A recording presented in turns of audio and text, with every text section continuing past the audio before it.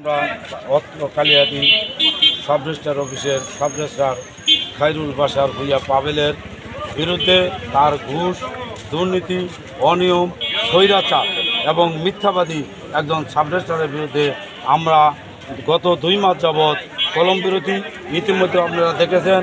বারবার সংবাদ সম্মেলন, ইউনো, জেলা রেজিস্ট্রার, আইনমন্ত্রী, আইন মন্ত্রণালয়, নিবন্ধন অধিদপ্তর বাংলাদেশ এবং কয়েকজন টাঙ্গাইল ডিস্ট্রিক্টের সাব রেজিস্ট্রার যারা রয়েছেন তাদেরকে অবগত করানোর পরেও আমরা কোনো প্রতিকার না পেয়ে আজকে আমরা ঘেরাও কর্মসূচি করেছিলাম। অত্র সাব রেজিস্ট্রারকে বিক্ষোভ মিছিল করেছি, সমাবেশ করেছি।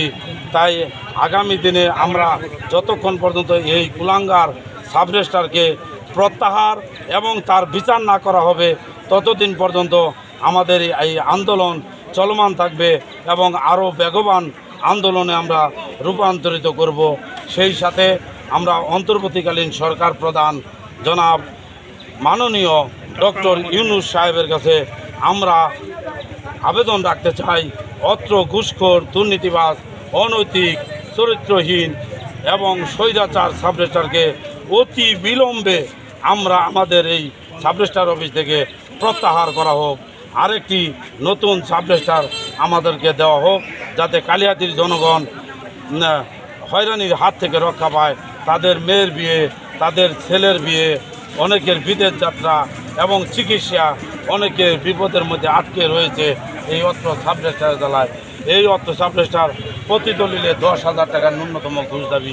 ইতিমধ্যেই বেদ্রবা মৌজা থেকে 19টি দলিল করে 50 লক্ষ টাকা হাতিয়ে নিয়েছেন জাকিরের মাধ্যমে। হ্যাঁ, আমাদের সর্বশেষ দাবি, আমরা অবশ্যই এই অত্র ঘুষখোর সাব রেজিস্ট্রারের অপসারণ দাবি করছি। অপসারণ দাবি করাই আমাদের এক দফা এক দাবি, এই সাব রেজিস্ট্রারের প্রত্যাহার করতে হবে। খোদা হাফেজ, আসসালামু আলাইকুম।